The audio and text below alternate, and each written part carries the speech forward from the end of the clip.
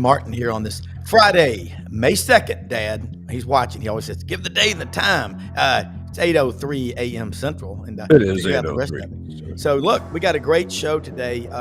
Brendan, unbelievable yesterday on the graphics with Butch Thompson. It's just every day. Knocking it out of the park, no pun intended. Yeah, no, you really are. And it was great. We got a great one today. Dennis Dodd, longtime CBS senior national college football writer. He's one of the best of all time. Is going to join us. And I believe he's out in Kansas City, where he's from. And Frank Duffy, Doug Dean will join us. Brad Bellamy will check in late from Landers. Lot to talk about. A couple of housekeeping notes. Take a picture with your phone of the QR code. We're live on X and YouTube and Facebook. 7 channels. And then there is content galore on this channel now. Brendan, let them know about that, and then we'll get started. Yeah, well, we just got lots of great new podcasts, and we're covering all sorts of things from SEC and beyond. So check us out right here at the YouTube channel at the bottom. Click the QR code, and you will get all of the latest and the greatest. And I don't want to wait any longer to introduce this guy because he's one of my favorites. Ladies and gentlemen, the great Dennis Dodd. Dennis, welcome to the program. Yeah. Welcome. Thank you. Thanks for having me on. I got plenty of time all of a sudden. I still... And then Tony Barnhart texted me 2 days ago I said, you are to college football writing, the two of y'all, what the beaches are to the Gulf Coast. I mean, it's hard to believe because you're young and you've got the energy. I mean, one of the things I remember when I first met you in person was working out all the time at the media days. You're very rigid. You're a Mizzou grad. By the way, I'm over here at the farm. Memphis, when you cross that bridge, you can see those wall clouds, and there's one coming in on us. So I hope it avoids us. But, I was talking last night and reading up. You go back in your career, you hit all 16 of the BCS national championship games, 25 of 27 national championship games since 1998 when my middle son, Wilson, was born. You have so many great memories. And what I love about it is you're so easy to talk to. You are so passionate. And what I remember as a kid writing for the Auburn Plainsman, Housel would have us over here. All the print guys were there. Philip Marshall, you pick them, Charles Hollis, Skarbinski, electronic guys over here. And you still do it like that. And you put out unbelievable content. And 1 month shy of 45 years. But I hope that you'll come on again in the future too, because what you bring to college football is so important. You remind us of why we love the game, but you go out and you ask the questions. So had some people texting me yesterday, said, Brown, what are we going to do with college football? Is it over? I said, no, it's always darkest before dawn. That's my stock market guy in me.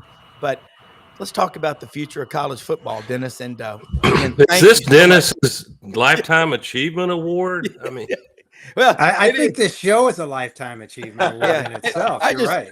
I just like to tell people. No, we love you, Dennis. You're awesome. Yeah, well, we appreciate what they do. So anyway, let's get started with the history of college football of where you think we are now.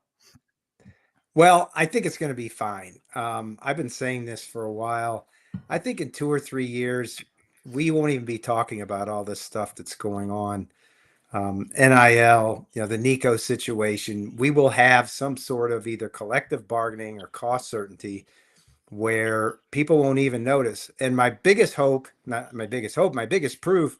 is that since NIL started, and we're coming up on the 4th anniversary on June 30th, guys, see if you agree with me, on Saturdays, none of it matters. Shedeur Sanders rolls up in a gold watch.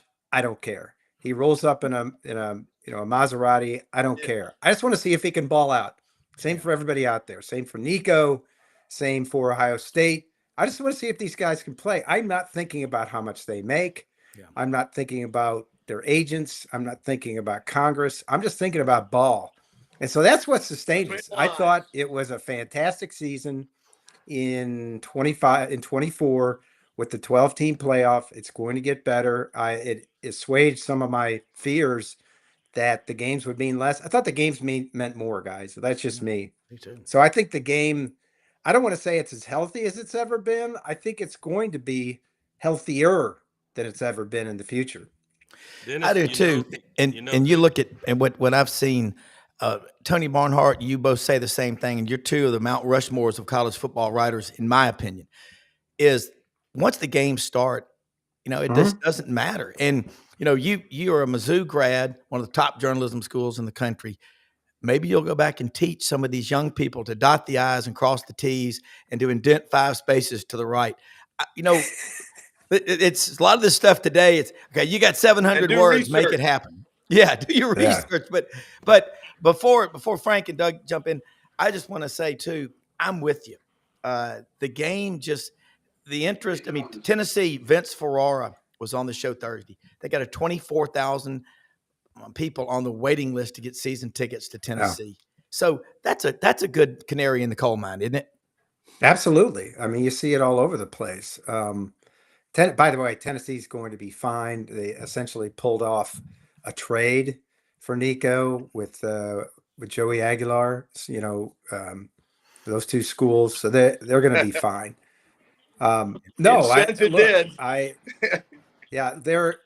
Nothing's changed in the sense that, look, there are only about 20 schools, football programs, athletic departments, what have you, that make money. That hasn't changed. There's everybody within Power Four is going to be able to afford this revenue sharing, the 20.5 million, and we'll see how that goes. I mean, who knows what players are going to make out of that, what lawsuits are going to come. By the way, I think in the short term, it's going to be more complicated than it is now.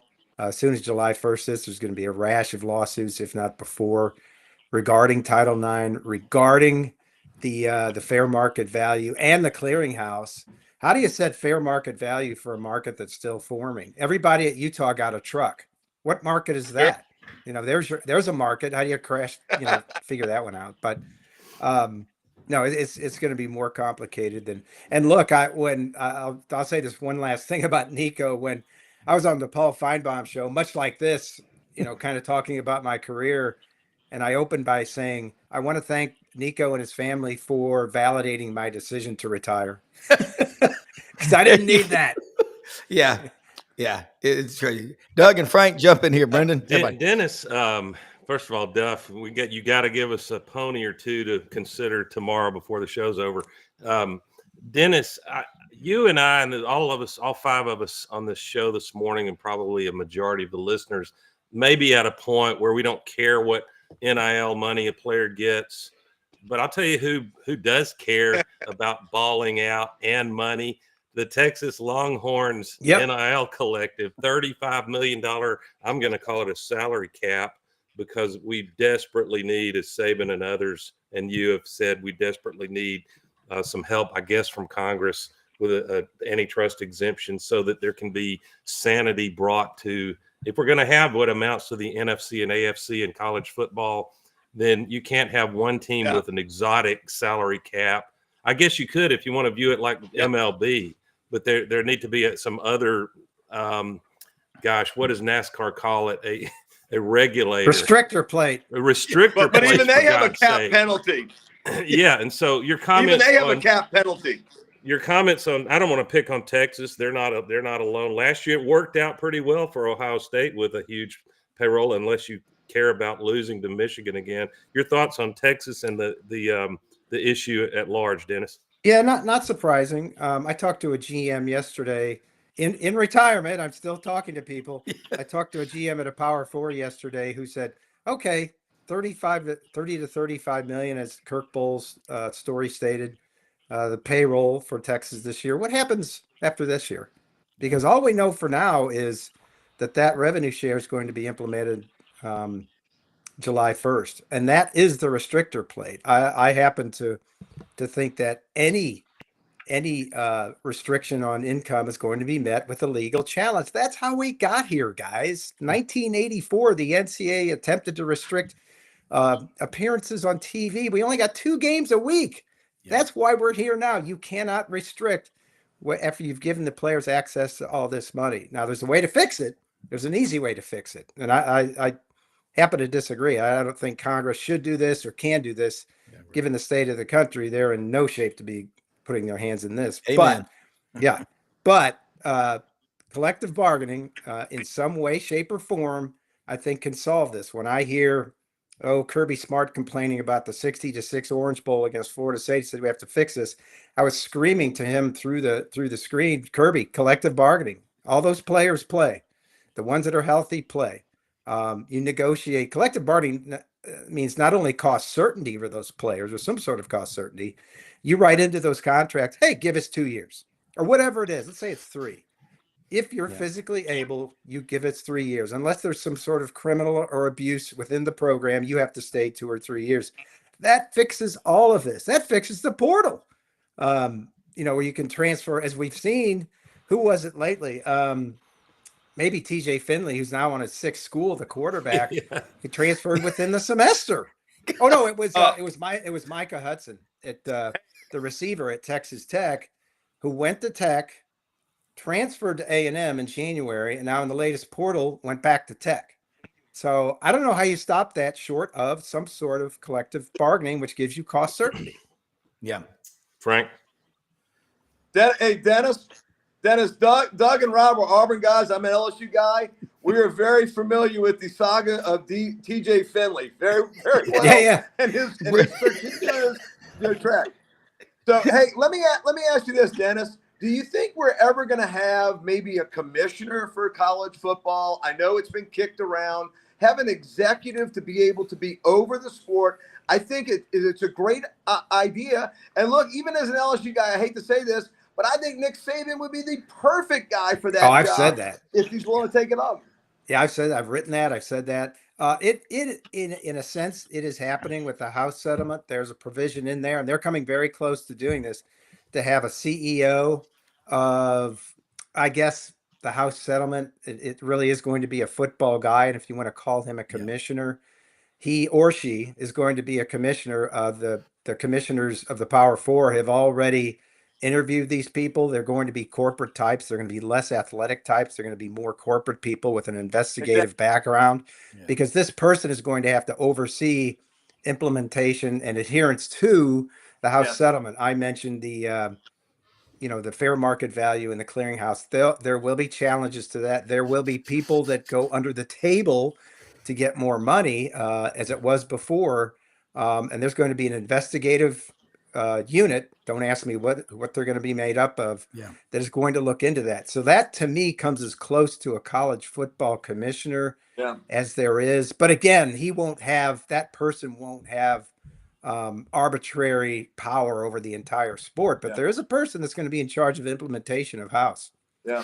Hey guys, my ride here. I got to go out to Churchill. I'm going to give you Fondly today as my long shot in the Oaks. Good Cheers going to probably win it, but don't forget to look at Fondly at 20-1. And then my other horse for tomorrow got scratched. I love Rodriguez with my fellow coon-ass Mike Smith up in the irons, but he got scratched. So I'm going to give you Sandman tomorrow. I'm going to do a long shot with Fondly today at 20-1. Put a double on them. Go cash your check. I'll see y'all. Thank you, Frank. Be careful. Dennis, one of the things, and Brendan and his father, Buddy Martin, have GatorbaitMedia.com, and we cover all 16 of the schools. And one of the cool things was, and you look around here, the interest in college football. I want to go back to that, because what you've said to this point in the show just gets me excited, because we've seen 1984. Hell, I was at Auburn. Yeah, we had 2 games. You could only be on a total of 5 times in a 2-year window. Georgia and Oklahoma were the lead plaintiffs in that case.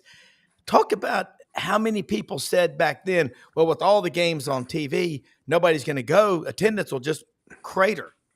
Yeah, that was the argument against it at the time. That was the NCAA's argument. Well, with all these games on TV, nobody will go. Well, what they didn't, is they typically don't. They don't see the big picture. They didn't read the room. That was right in the middle of when cable was taking off. 1984 was year 5 of ESPN. Mm-hmm. And when the Supreme Court did decide that case, and there was deregulation of college football television, television did crater, but it was temporary. It went down. The viewership went down. Then the powers that be, the TV executives started, I think ESPN signed, because Miami was an independent, they signed a deal with Miami. CBS signed a deal with Notre Dame. You saw CBS get in with with the SEC in 1992, and then that lasted till what, a few years ago. Yeah. So they saw the idea of live programming, and this goes back.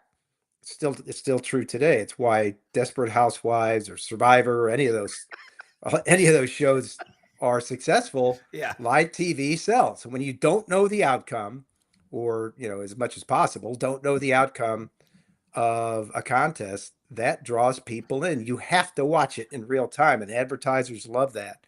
And so when that hit, the thing just exploded about 90 or 92. And that's when we started getting into the lexicon. People started paying attention to media rights deals when they exploded, when the SEC and in the Big Ten maybe started separating themselves. Don't forget, in 1996, when the Big 12 started, it was, I don't want to say by far and away, but at that point, it was the best conference in the country. There wasn't even any discussion. Nebraska, Oklahoma, Texas A&M. Are you kidding me? Yeah. At that point, we were still 10 years away from the SEC starting its dynasty. So you can see how it ebbs and flows. And now it's all but broken away. Those two conferences I mentioned, the SEC and Big Ten, and will continue to do so. What we don't know is the end game, how that's going to end up. Yeah. Dennis, I don't want to leave football because we are. We'll be blink our eyes and it'll be fall camp, and we've got to talk about football almost every time. But almost everyone who cares about college basketball, to me, the story of the year was the dominance of the SEC, and I'm fascinated in sports and life. When are events random, and when are they the beginning of a powerful trend? How can the ACC just go away like they did, with the exception of Duke and maybe one or two others? And is this something we can expect to continue on the landscape of college basketball? Yeah, that's a great question. Just leaving the ACC out of it, years ago under Mike Slive, he started an initiative to get better in basketball, schedule better, spend for coaches. I think we've seen that across the board almost in that league. Mike Tranghese, the old Big East commissioner, was brought in to consult. So was Greg Shaheen, who ran the tournament for the NCAA.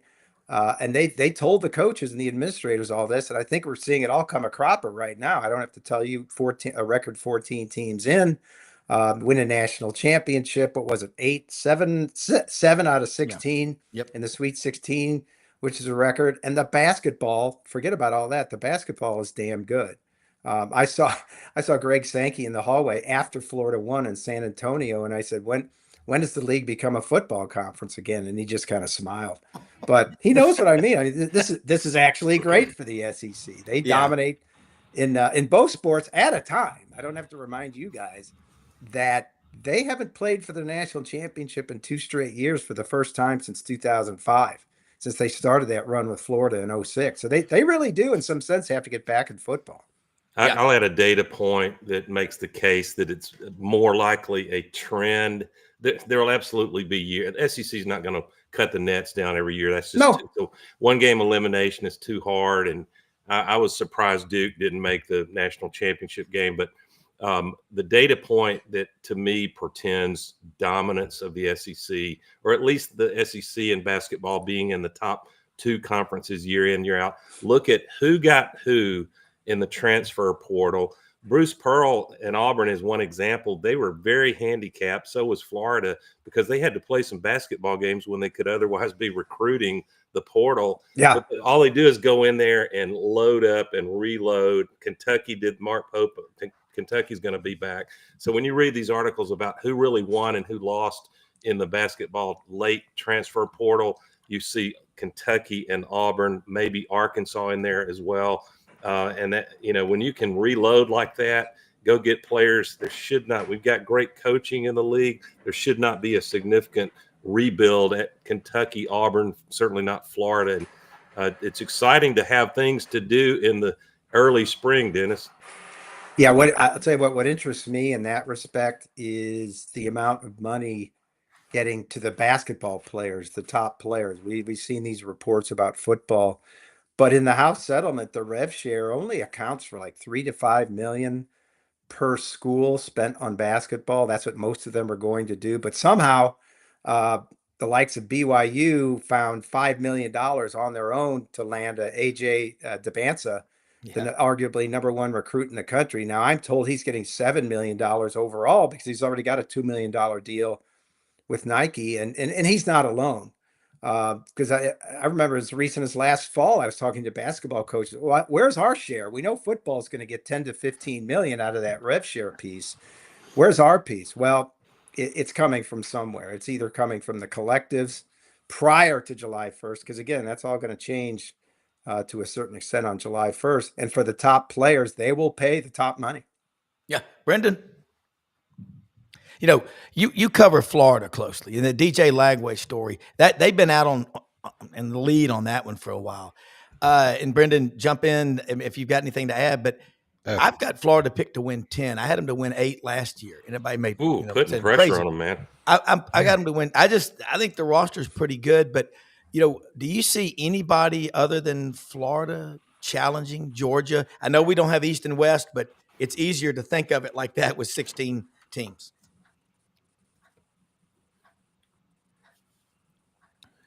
That was for Dennis. Yeah. Oh, was that for me? Oh, no, I'm sorry. Well, let's not forget Texas is pretty good.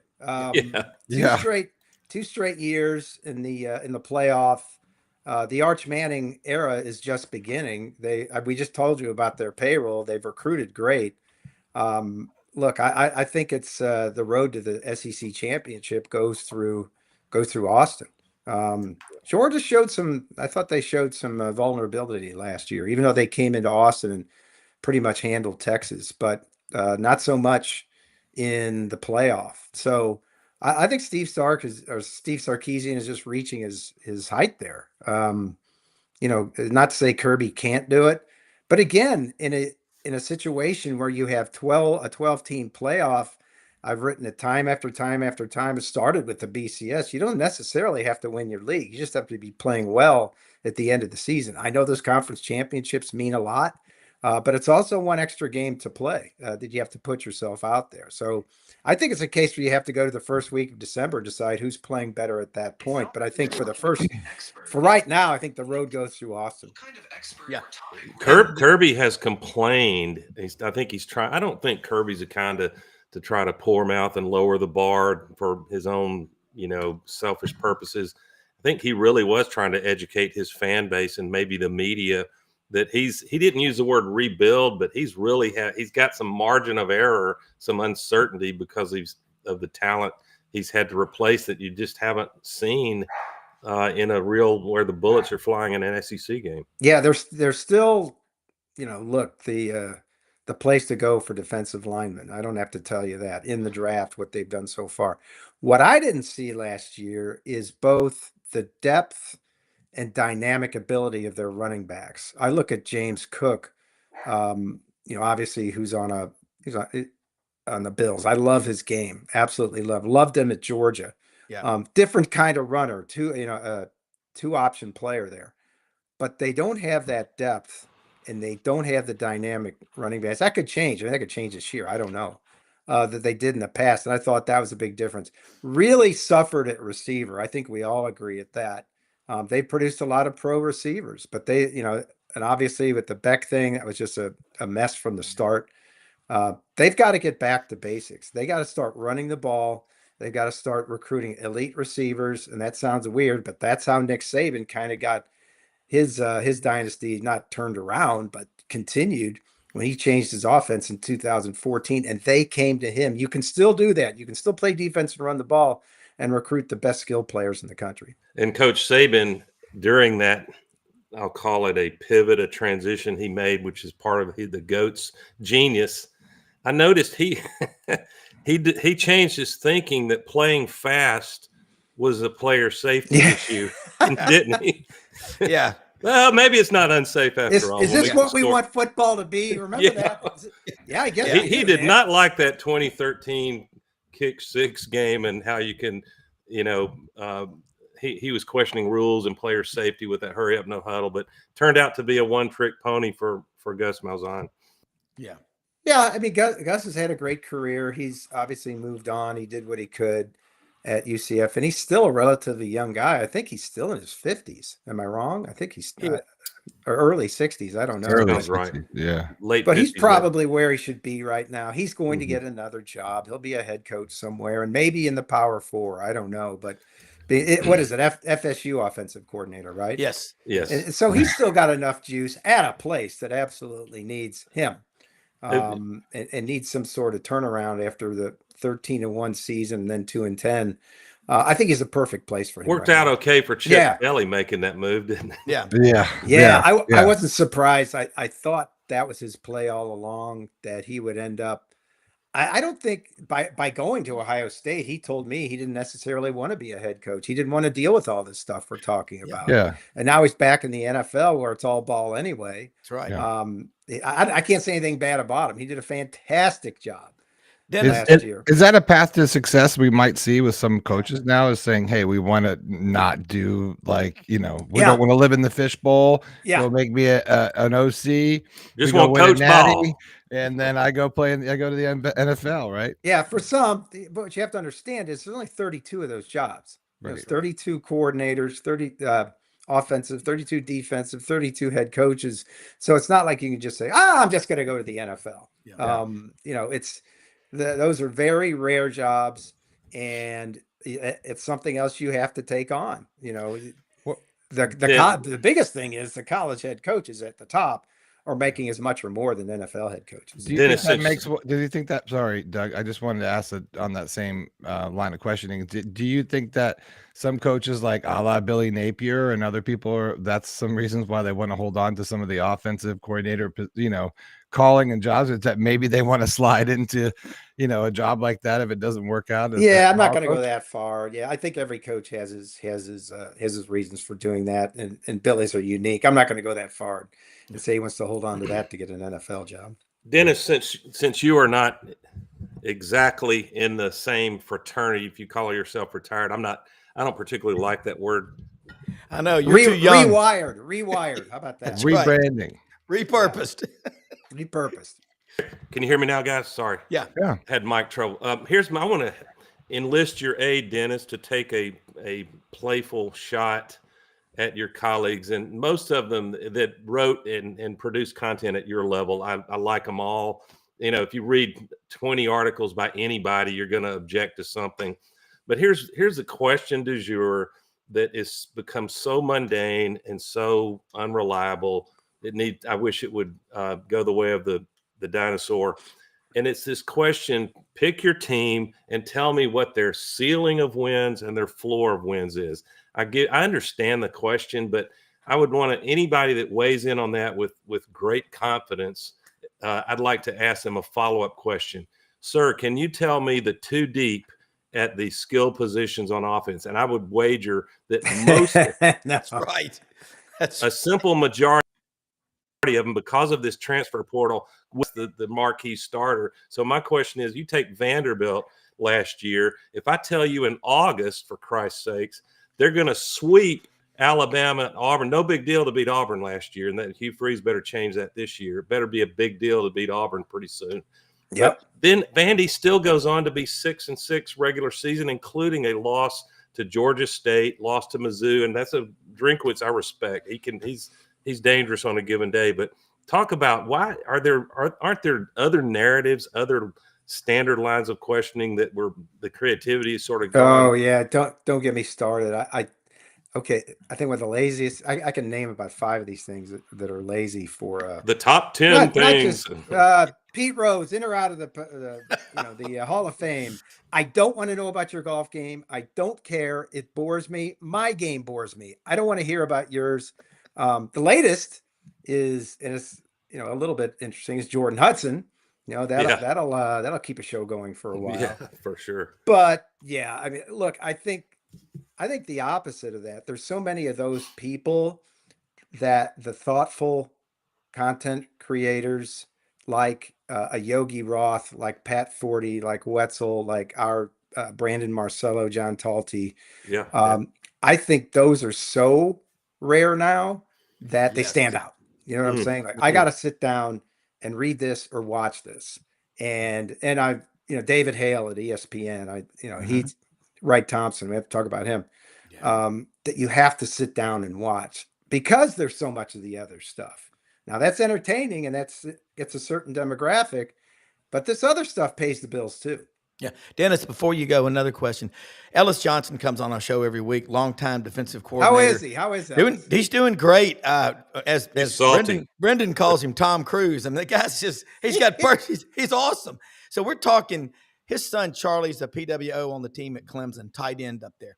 And I'm trying to get Dabo to come on. I want him to come on with him, but I want to ask you, is there a little bit of Clemson fan in all of us? And Auburn people always joke that Clemson's Auburn with a lake, but Heisman took a lot of Auburn with him to Clemson. The colors, he did purple instead of blue, but Calhoun Hall, the president's office after Sanford Hall at Auburn, a lot of similarities. But Dabo still taking transfers in, but he's got his ways. And, Ellis has known him since he was in college, so they're close. But this year, in a way too early top 25, I saw, I think it was Andy Staples on 3. They got Texas 1, Notre Dame 2, Clemson 3. Is there a little Clemson fan in all of us the way they're doing it? Because it's not perfect, but he's trying to. That's a great question. That's a great question. Yeah, I would say they're top 10 going in. Yeah. They were in the playoff. They did win the ACC. Cade Klubnik is going to be a big-time Heisman candidate. Yeah. I mean, I guess the question is, has he come out the other side of this tunnel? And that's what you're asking, basically, this transfer portal tunnel, doing it his way. Yeah. And I think he's kind of met things in the middle. As you said, he's got some recruits in there, but he's using it as a lot of coaches want to use it, just to patch holes. Yeah. Because they're sick of trying to re-recruit their locker room every year and then have to recruit other players. And you haven't even started practice for the bowl game yet. And here comes the first portal window. So, I don't know if the word is, Clemson fan. Are we rooting for Clemson? That's from person to person. Yeah. But I do think Dabo is in his own way in the process of proving whatever system he has is the right one for him. Yeah. Because that's all it is. You can't say Clemson's going to work at Tulane or Ohio State. He's winning with it or continues to win with it. Now, the question is, can he continue to win at a high level, a standard he and that program set for itself? Correct. A data point I'll add to help Dennis's point and Rob about Clemson. I had the honor of talking one-on-one to Mark Freeman, head coach at Thompson, and that program in Birmingham area has been stacking up state championships. Yeah. They were a pipeline for Coach Saban for a long time. They recently have become more a pipeline of elite talent to Hugh Freeze and Auburn. But Freeman said when his kids, and he lets them go visit wherever they want, he tries to give them information and they, in the end, make their own decision, which is how it should be. He said when his players that are coming back from visits at Clemson, there's this wow factor, and it's many things. It's not just Dabo. Dabo's certainly that kind of relationship builder. I think Freeze has some of that. A lot of the coaches do. If you don't have it, Harsin did not have it. If you don't have that relationship building skill, you better find ways to patch it up otherwise. But there's something magical still about Clemson. So there is. If that holds true, Dabo will get the talent. The question is, how committed are the big money boosters? I think they are at Clemson. They love their football, and it certainly doesn't hurt that they've been in the national championship limelight modern era. Yeah, that facility is still something. I mean, I remember it's still a Death Star, if you will, one of the best in football. I was there a few years ago doing a story, and I remember there is kind of a pond or a lake across the street from the facility, and there was a elderly couple with an RV just sitting in chairs at twilight watching the facility. There was nothing going on. They were in town for a baseball game, and I said, "Why are you here?" We just wanted to look at it. They were just staring at the facility until the sun went down. That tells you what Clemson has. Even while the seniors. You agree they'll likely never be in the SEC, Clemson? Look, never say never, but I think the recent developments with them and Florida State kind of shores that conference up, at least until 30 when I think we're going to have a whole new round of upheaval in conference realignment. But I don't think that's even a discussion point at this point. Yeah. Dennis, man, I know you've got a lot to do. I hope you'll come back on with us here as we get closer to football season, because you say you're going to be more of a fan now and travel, and you've got kids around the country like I do. And but it just, man, this has been great. And I think the reaction from a lot of people texting me is, there we go. There's your bright light. Okay. And that light at the end of the tunnel is not a freight train on a one-way track. So, you know what? Like I said, my fortune cookie thing the other day said, optimists believe we're living in the best of times. Pessimists fear this is true. You are an optimist, and what a career. And I think now you're just getting into your second phase, but thank you so Dennis, much. Write a book if you're not already. Write us a book, Dennis. Yeah, Bo Carter could do another one too on the restaurants of the Big 12. People have asked me that, and I go, you know what? My time is too valuable to me now, and the juice isn't worth the squeeze. I could do a book. Anybody can do a book. Yeah. But number one, the money.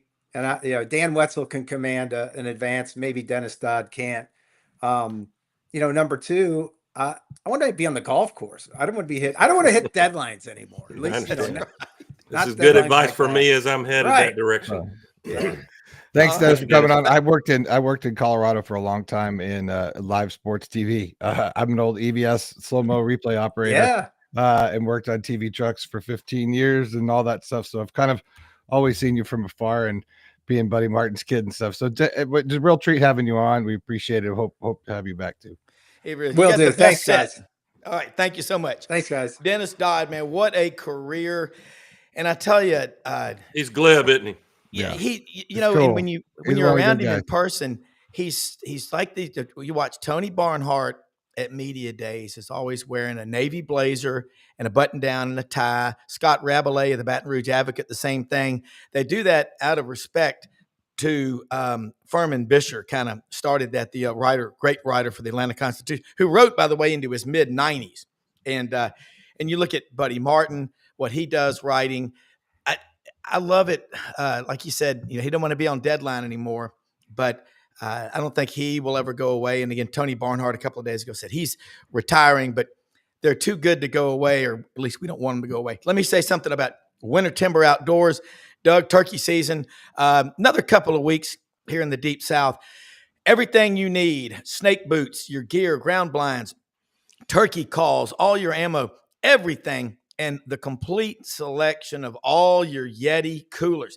Now, look, they're building a 13,000 square foot store on University Drive in Auburn, Alabama, home of Auburn University. They're going to be expanding to the footprint of the Southeastern Conference. So keep your eyes and ears open. All your outdoor hunting from dove season all the way through turkey season, fishing, and the clothing. They got everything you need. They've got the boots, the pants, the tops, Sitka, Dixie decoys, duck camp, everything at Winter Timber Outdoors in Athens, Alabama, open every day of the week. And Rob Brown.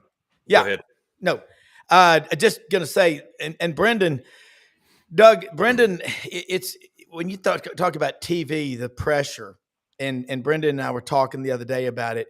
Your first time, Brendan, before you did live TV, you're new, you just got there. There wasn't any like, son, you got this, you're going to do great. What did they say to you? Well, they said, welcome to TV, welcome the new guy to the production, and Brendan, don't F it up. Yeah. Not much time. Hey, welcome, kid. You're in the show. Don't mess it up, because it definitely reflects, the product that you're producing, right? So if you're doing pros, you're doing college, everyone expects to be at that level. It's like anything else you do, right? So the dance that goes on in a live TV production, what really occurs when you have anywhere from 6 to 50 cameras in house, right? And how that all works, just not on the technical side, which is a whole nother nightmare, but the actual production, the dance with Dennis and those guys, and how they toss the guys on the field, and how they do interviews, and how those ingested, and how, all of that's communicated. Guys like Dennis on a production or whatever, they're the eyes and ears sometimes. Hey, there's a story here, there's that there. They're following that stuff and giving that to millions of people, creating the narrative. And people don't understand how how powerful that is, because we're still all about the written word. Listen to Buddy Martin talk about how he reacted in Lake Placid when he had his team that was covering the miracle, right? And they came back and he said, "Hey, what's going on? What's going on?" They said, "I said, what did you do, Dad?" He said, he said, everyone's standing around the table, and he said, "Tell me what you saw." That's what, tell me what you saw. And then that's what became news. And that's what became printed in the newspaper. And that's what we read. And that's the storyline to this day that we know. The power in that is amazing, because that came from just one person's perspective.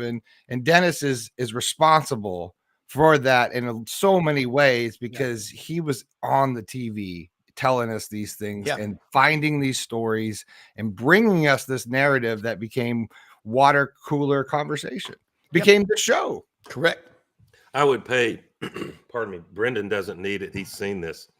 I'd pay pretty good money to be able to sit in the same room with these ESPN other producers during a big time game. And I don't care which SEC match it is, just a high drama game, and listen to how they make that creative call of which camera to go to, when to cut to commercial. It's got to be fast. And I bet it's very high pace. Well, it's, not to get boring, but it's three people. I say men or women, doesn't matter, because it's both. You have your technical director that drives the starship. That's the person driving the Enterprise. There's millions of buttons in front of them. It looks really scary, and that person is in that spot. Then the director sits next to that person and calls the camera calls. The producer sits next to the director and says, we're selling this, right? We have this interview. I've talked to this person. He or she's in charge of the story, right? So the producer talks to the tape room and is responsible for those halftime packs and post game packs and interviews and all that stuff. There's a constant game of selling and bartering. It's like, I got a replay on 6. Sell it to the producer. The producer says, "Great, I need to fit a replay in here," and then the director decides when, calls it, and down the line it goes. But we're constantly ingesting what seems to be live, that's not live, that's just a recorded interview that was 1 minute before. You're slipping time, and so you really are in a place where everyone has to be on the exact same page at the exact moment. And producers and directors do that, and it's really interesting, and it's very tense. But when it's going smoothly, it's like beautiful. It's a ballet, isn't it? It really is, and it's easy, and it's like care to boom, and everything's happening. Dennis said it. It's the original reality TV is sports. There's also risk to the brand. What happened the other night, tragically, and I don't know how the victim is doing, the guy that fell it looked like he was catapulted over the stands, 30-foot fall, motionless for a while. I haven't heard an update on his critical condition, but that happens during a broadcast. All of a sudden, you've got these difficult decisions to make. How much do we show the replay of how it happened? I mean, well, and there are serious injury of players. Yeah, I just got a nice text from Dennis Dodd about how much he enjoyed being on the show because of the questions, and just appreciate everybody and all of you watching too. But I look forward to getting him back on. But I will say this too. Doug, you just hit on something. When you go from being like Al Michaels, a sports journalist, 1989, the earthquake hits out in San Francisco. I had just started as a reporter at Channel 3 in Columbus, and I was down in Destin with my parents watching that fall. And he goes, look, we have some movement. He goes, looks like an earthquake. My dad said, I've been over that bridge so many times out in Oakland or whatever. And of course, being an architect, he said, there's only so much that rebar can sway before it's going to boom, collapse. And Al Michaels just pivoted. Of course, he had already cut his teeth in 1980, like when your dad was there, the Lake Placid, the Miracle on Ice, which we didn't see in Memphis because of the Bellevue Baptist, I think, church service. We got to watch it later, but we listened to it, guess what, on the radio. And that was pretty cool. But for both of y'all, and I think this is a fantastic discussion.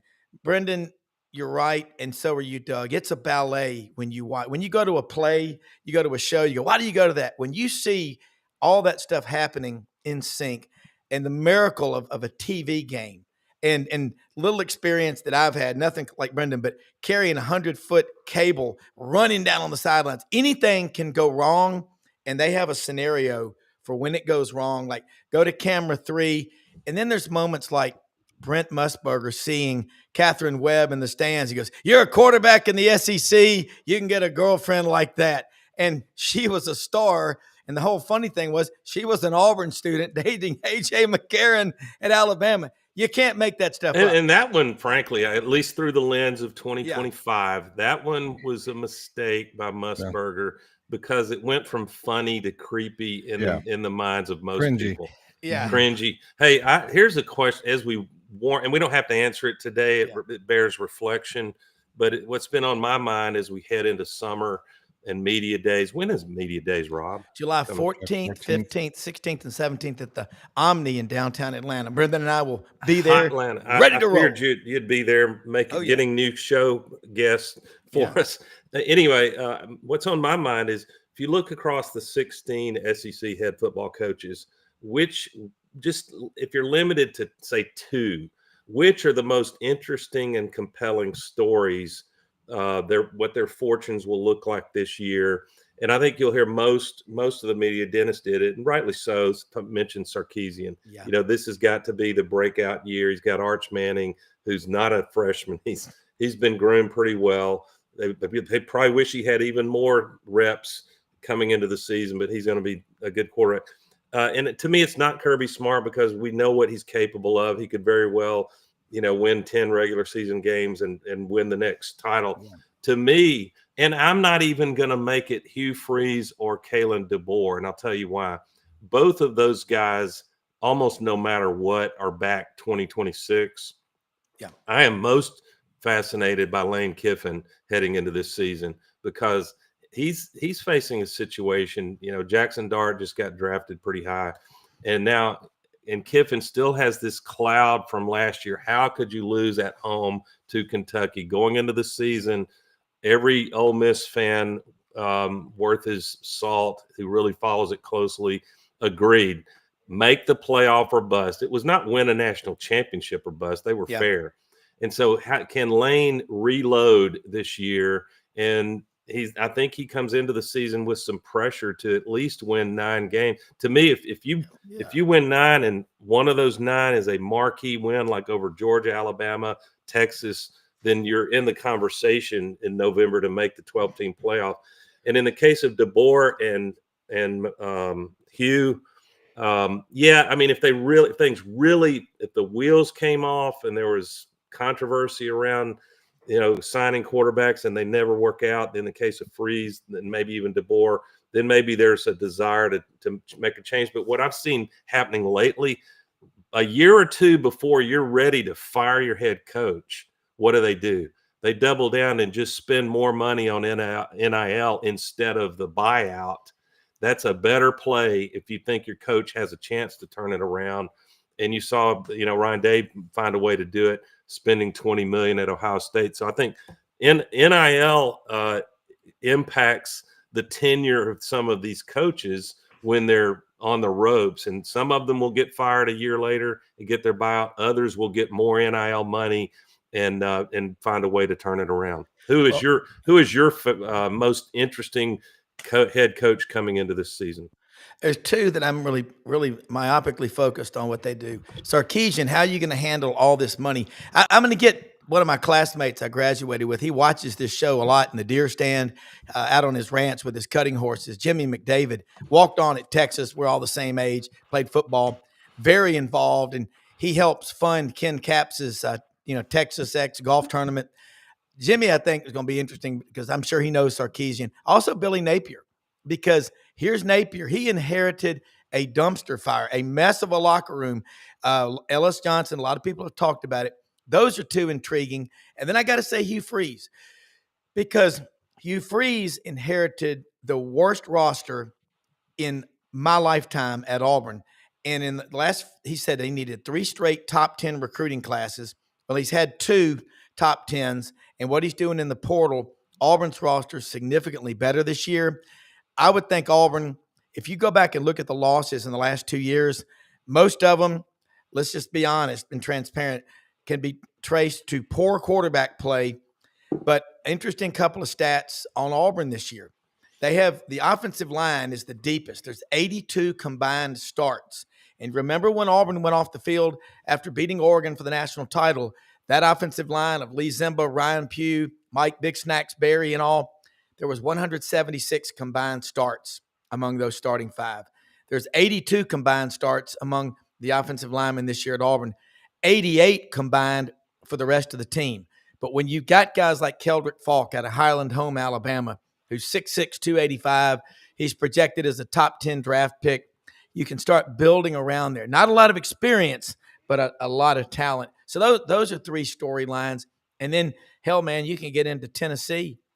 What's Josh Heupel going to do without Nico? Now, you got to have Beamer on the list, I would think. Yeah, the guys at Tennessee loved their storylines basically on every SEC school. Sam Pittman, when is he going to say, and is Arkansas going to say, okay, it's been a good run, you stabilized us, but we're tired of being 500.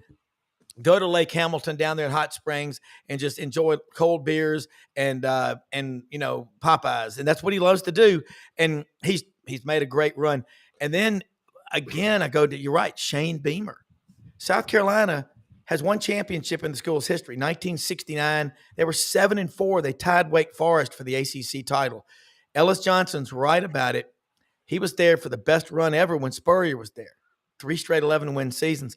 So there's so much stuff to cover. And I texted with Rick Neuheisel the other day about coming on. He said, I'd love to, but now, they've moved his show on at the same time as us, but we're going to have to do a pre-recorded section or something. There you go. I think there's so much going on. There's so many storylines.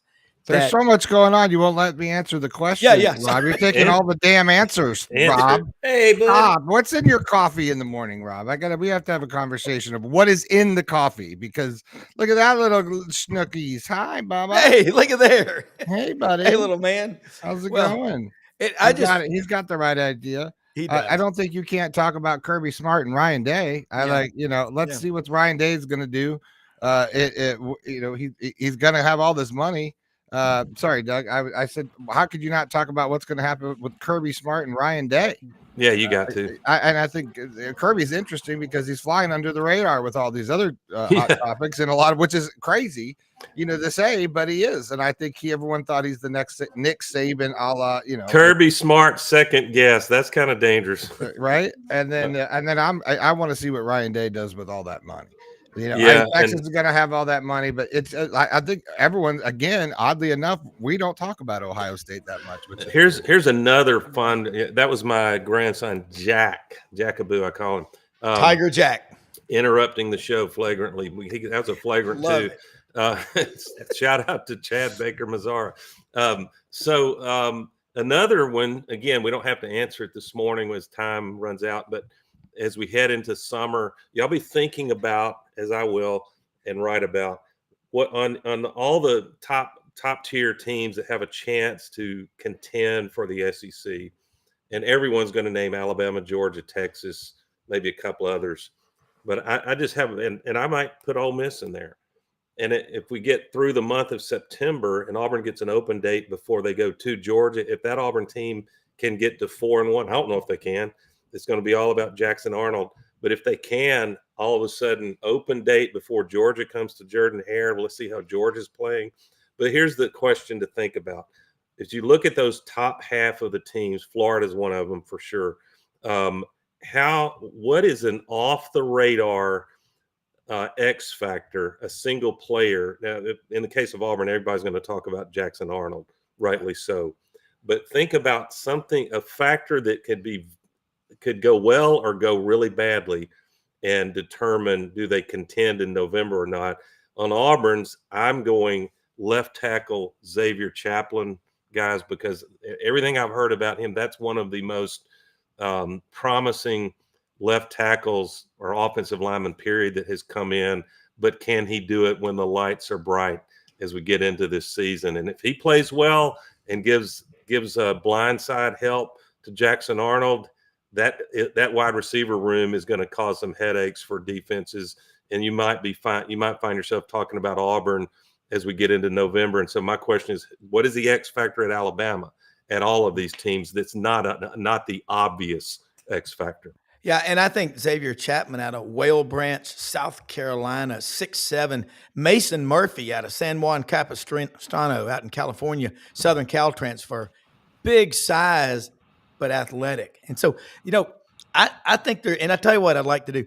Everybody watching this show, and I'm going to start pushing this, start typing in your comments. And I've got a lot of people I'm going after for guests on this Friday show and different days of the week. But I think Brad Bellamy must have been in an early sales meeting today from Landers, and I'll make sure and say something before we get off about Landers and Hewlett and Dunn. But y'all are right. There's just unlimited storylines to talk about at every SEC. And you're right about Ryan Day. He was fired essentially after a third or fourth straight loss to Michigan, and he flips it around. And no head coaches were fired in the SEC last year. Interesting. It is. And I don't know where we're going to go from that, but I will say this, the interest in college football, it's just becoming even more interesting. Again, professional players, we're past how much money they make. We just want to see the results on the field. And July 14th, media days will be here. I mean, you're talking 2.5 months. It's go time, Brendan. I mean, how much fun.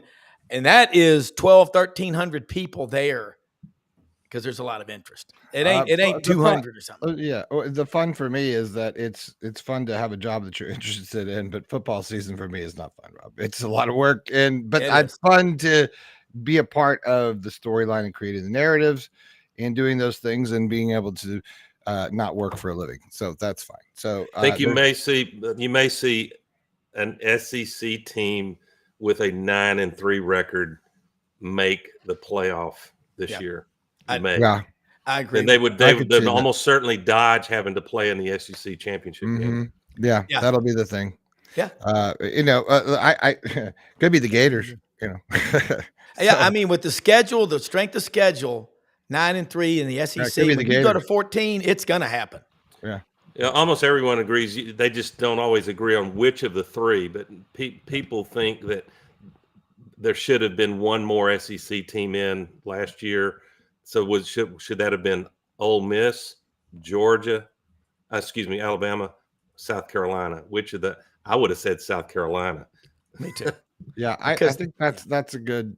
Yeah, I agree. I was hype on them early, so yeah, I like Tiz-tastic. I like Tiz-tastic in the Kentucky Derby. He won the Louisiana Derby a month ago. So what was our picks from Frank Duffy? He told us the Sandman, right? That's one of our sponsors. One of the owners here of gosh, I got to get the darn name right because I always get it wrong. It's Titan MRI. Titan MRI. Yeah, there you go. Give me Citizen Bull. Citizen Bull. You know why? 20-1 right now. He's a big King Kong of a horse, to quote Bob Baffert. But the reason I like him, I like a villain in the Kentucky, and Bob Baffert is a villain when it comes to. I know.